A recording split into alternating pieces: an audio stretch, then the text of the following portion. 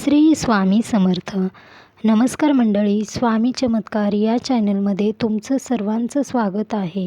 श्रावण महिन्यापासून वैभवलक्ष्मी मातेचे व्रत कसे करावे, कसे सुरू करावे, कोणी करावे, काय नियम पाळावे, व्रताचे उद्यापन कसे करावे तेच आपण पाहणार आहोत. श्रावण महिन्यापासून वैभवलक्ष्मी मातेचे व्रत सुरू करावे. श्रावण महिन्यात सुरू का करावे? कारण श्रावण महिना हा खूप अतिशय पवित्र महिना मानला जातो. या महिन्यामध्ये जर तुम्ही कोणतेही व्रत उपवास करायला सुरू केले तर याचे फळ तुम्हाला लवकरात लवकर मिळते. श्रावण महिन्यामध्ये वैभवलक्ष्मी मातेचे शुक्रवार व्रत नक्की करावे. शुक्रवार कसे करावे, कोणी करावे? तर हे शुक्रवारचे व्रत कोणीही करावे, स्त्री पुरुष कोणीही करू शकता. वैभवलक्ष्मी मातेचे व्रत विश्वास ठेवून करावे, ह्याचे फळ तुम्हाला नक्कीच मिळते. शुक्रवारचे उद्यापनही कसे करावे हे पूर्ण मी तुम्हाला या व्हिडिओमध्ये सांगणार आहे. व्हिडिओ शेवटपर्यंत नक्की पहा. चॅनलवरती नवीन असाल तर चॅनलला नक्की सबस्क्राईब करा, लाईक करा. कमेंटमध्ये श्री स्वामी समर्थ नक्की लिहा. स्वामींचे नामस्मरण केल्याने तुमच्या मनातील सर्व काही चांगल्या इच्छा पूर्ण होतात आणि स्वामी महाराजांची कृपा तुमच्यावरती राहते, म्हणून श्री स्वामी समर्थ नक्की लिहा. वैभवलक्ष्मी मातेचे व्रत कसे करावे? जर तुमची कोणतीही इच्छा असो ते लवकरात लवकर पूर्ण होत नसेल, कोणतीही इच्छा असू शकते, लग्न होत नसेल, मनासारखा जोडीदार मिळत नसेल किंवा मुलबाळ होत नसेल, धनाची कमी, अशा बऱ्याच अशा गोष्टी असतात, बऱ्याच इच्छा असतात. त्यासाठी तुम्ही वैभवलक्ष्मी मातेचे व्रत नक्की करावे. भरपूर दिवसापासून तुम्ही कोणतीही सेवा करत असाल किंवा उपाय केले असतील तरीही तुमची इच्छा पूर्ण होत नसेल तर तुम्ही वैभवलक्ष्मी मातेचे व्रत एक वेळेस नक्की करावे. लवकरात लवकर तुमची इच्छा पूर्ण होते, पण तुम्हाला विश्वास ठेवून हे व्रत सुरू करायचे आहे. तुम्ही हे व्रत सुरू करता तेव्हा तुम्हाला दुसऱ्या तिसऱ्या शुक्रवारीच तुम्हाला तुमची कोणतीही इच्छा पूर्ण होत आहे असे तुम्हाला अनुभव येतील. शुक्रवार किती करावे तुमच्या मनामध्ये असेल तर तुम्ही 11, 21 असे शुक्रवार करू शकता. शुक्रवार जर श्रावण महिन्यापासून सुरू केले तर याचे फळ लवकरात लवकर मिळते. जर तुमच्याकडे वेळ नसेल किंवा तुम्हाला जमत नसेल तर तुम्ही कोणत्याही महिन्यामध्ये शुक्ल पक्षापासून वैभवलक्ष्मी मातेचे व्रत सुरू करावे. व्रत कसे करावे? तर शुक्रवारी सकाळी लवकर उठावे, आंघोळ करावी, स्वच्छ घर करावे. त्याचबरोबर तुम्ही दिवसभर जय लक्ष्मी माता, जय लक्ष्मी माता असा जप करावा. त्या दिवशी कोणालाही वाईट बोलू नये, कोणाचंही मन दुखावू नये, इतरांविषयी काहीही वाईट बोलू नये. सकाळी लवकर उठून देवपूजा करून दिवसभर उपवास करावा. उपवास शक्य नसेल, प्रकृतीला झेपत नसेल तर तुम्ही एक टाईम जेवण करूनही माताचे व्रत करू शकता, वैभवलक्ष्मी व्रत करू शकता. जर तुम्हाला उपवास करणे शक्य असेल तर दूध, फलाहार घेऊन तुम्ही उपवास करू शकता. संध्याकाळी तुम्हाला दिवाबत्तीच्या वेळेस तुम्हाला स्वच्छ पाट किंवा चौरंग मांडून त्यावर लाल वस्त्र अंथरावे, त्यावर तांदळाची रास करावी. त्याच आधी तुम्हाला तांदळाची रास करावी.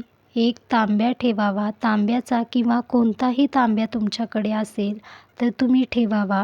त्यामध्ये पाणी भरून ठेवावे. त्यामध्ये हळदी, कुंकू, एक सुपारी, 1 रुपयाचे 1 नाणे असे तुम्हाला टाकायचे आहे. छानशी रांगोळी काढावी. त्याचबरोबर तुम्हाला तांब्यावर एक वाटी ठेवायची आहे.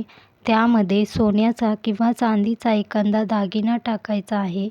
त्यासाठी तुम्हाला सर्वात आधी तुम्हाला संकल्प करायचा आहे. जेव्हा तुम्ही पूर्णपणे पूजा मांडून घेता त्याचबरोबर एक तामण घ्यावे, एक वाटी, एक पळी घ्यावी.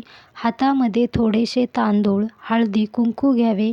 त्याचबरोबर तुमचे गोत्र, तुमचे नाव, तुमचे सर्व काही तुम्हाला बोलायचे आहे. तुमची इच्छा बोलायची आहे.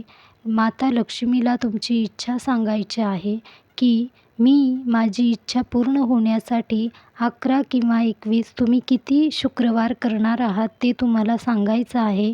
मी माझ्या इच्छा पूर्ण होण्यासाठी हे व्रत करत आहे.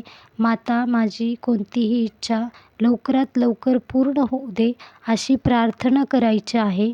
आणि तुम्ही जे हातामध्ये संकल्प करण्यासाठी तांदूळ, हळदी, कुंकू घेतलं आहे त्यावर तुम्हाला पाणी सोडायचे आहे आणि ते पूर्ण तामणामध्ये सोडून द्यायचे आहे. संकल्पयुक्त कोणतीही सेवा केल्याने याचे फळ लवकरात लवकर मिळते. जेव्हा तुम्ही संकल्प करता तेव्हा तुमची इच्छा लवकरात लवकर पूर्ण होते. म्हणून संकल्प हा नक्की करावा. संकल्प केला की तुम्हाला दागिन्याची पूजा करायची आहे. लक्ष्मी स्तवन हा पाठ तुम्हाला बोलायचा आहे. मग तुम्हाला दागिन्याची हळदी कुंकू लावून पूजा करायची आहे. त्याचबरोबर तुम्हाला पुस्तिकेमध्ये तुम्हाला श्रीयंत्र दिलं आहे. त्या श्रीयंत्राला हळदी कुंकू लावून तुम्हाला पूजा करायची आहे. त्याचबरोबर पुस्तिकेमध्ये जे माता लक्ष्मीचे रूप आहेत त्यांना तुम्ही वंदन करायचे आहे. त्याचबरोबर अगरबत्ती, दिवा, धूप लावायचा आहे. तुपाचा दिवा लावायचा आहे. घरामध्ये जर तुम्ही काही गोड पदार्थ बनवला असेल तर पदार्थ ठेवायचा आहे. काही बनवलं नसेल तर तुम्ही साखर, गूळ ठेवू शकता. त्याचबरोबर तुम्हाला कहाणी वाचायची आहेत. शीलाची जी कहाणी दिली आहेत पुस्तिकेमध्ये ते पूर्ण कहाणी वाचायची आहेत. कहाणी वाचली की तुम्हाला आरती करायची आहे. आरती झाली की माता लक्ष्मीचा 11 वेळा तुम्हाला माता लक्ष्मीला जप करायचा आहे. त्याचबरोबर तुमची इच्छा बोलायची आहे. सर्वांचं चांगलं होणार आहे ही भावना तुमच्या मनामध्ये ठेवायची आहे. त्याचबरोबर तुमची इच्छा बोलायची आहे. लवकरात लवकर इच्छा पूर्ण होण्यासाठी तुम्हाला वैभवलक्ष्मी मातेला प्रार्थना करायची आहे. त्याचबरोबर घरामध्ये तुम्ही जे काही बनवलं आहे ते तुम्हाला उपवास रात्री सोडायचा आहे. शुक्रवारी पूजा मांडलेली तुम्ही शनिवारी उत्तर पूजा करून ती पूजा काढू शकता. खूप साध्या आणि सोप्या पद्धतीमध्ये तुम्ही वैभवलक्ष्मी मातेचे व्रत करू शकता. वैभवलक्ष्मी मातेचे व्रत केल्याने याचे फळ तर नक्कीच मिळते. त्याचबरोबर घरामध्ये सुख, शांती, आनंद, वैभव, ऐश्वर्य, सौभाग्यवती स्त्रियांचे सौभाग्य अखंडित राहते. कुमारिकांच्या इच्छा लवकरात लवकर पूर्ण होतात. म्हणून वैभवलक्ष्मी मातेचे व्रत नक्की करावे. जेव्हा तुम्ही 11 किंवा 21 शुक्रवार करता, तुमचे पूर्ण झाले की तुम्हाला 11व्या किंवा 21व्या शुक्रवारी तशीच पूजा मांडायची आहे. त्याचबरोबर एक नारळ वाढवायचा आहे. घरामध्ये खिरीचा प्रसाद करायचा आहे. जर सुवासिनी स्त्रियांनी हे व्रत केले असेल तर तुम्ही सुवासिनी स्त्रिया 7, 11, 21 असं तुमच्या मनाने तुम्ही कितीही घरी बोलावून त्यांना एक पुस्तिका भेट म्हणून द्यायची आहे. त्याचबरोबर तुम्ही घरामध्ये काही बनवलं असेल त्याचा प्रसाद त्यांना द्यायचा आहे. आणि खिरीचा प्रसाद तुम्हाला शुक्रवारी उद्यापन करता तेव्हा नक्की बनवायचा आहे. आणि माता लक्ष्मीला खिरीचा प्रसाद हा ठेवायचाच आहे. आणि एक नारळ वाढवायचा आहे. आरती करायची आहे. जर कुमारिकांनी हे व्रत केले असेल तर कुमारिका जेवू घालायच्या आहेत उद्यापनाच्या दिवशी. आणि सौभाग्यवती स्त्रियांनी सुवासिनींना जेवू घालायचं आहे. त्याचबरोबर तुमच्या इच्छेने तुम्ही त्यांना काहीही भेटवस्तू देऊ शकता.